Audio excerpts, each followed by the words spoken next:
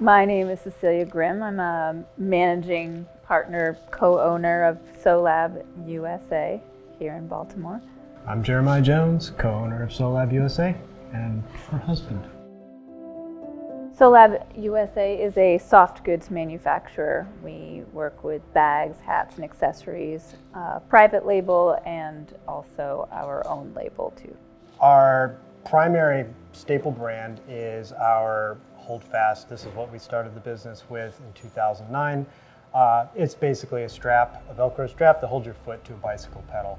We started with Holdfast in 2009, and then so we founded SewLab.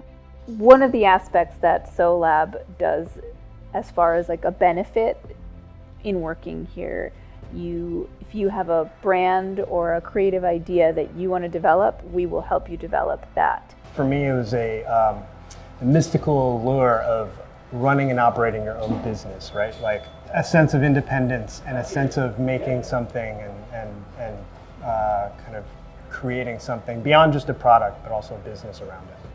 My original shop was in maybe 300 square foot closet.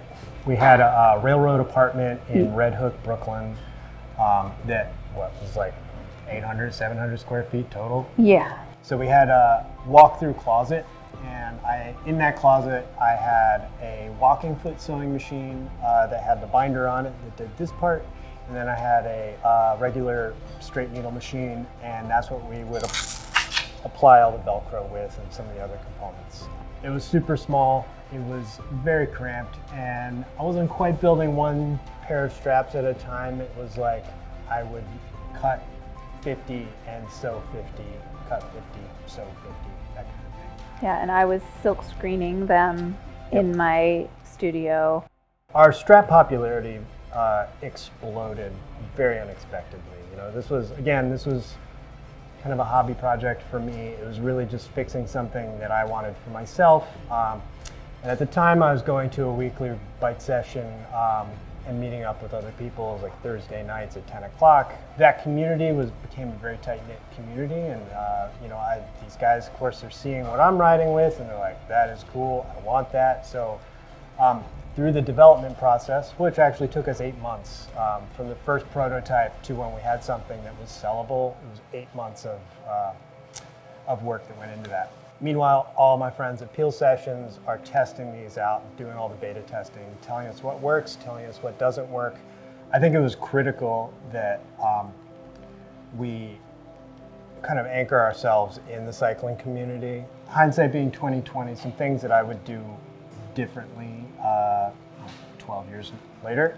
Having some sort of financial consultant, I think, really would have done us some benefit in terms of guiding us on how we use our money, right?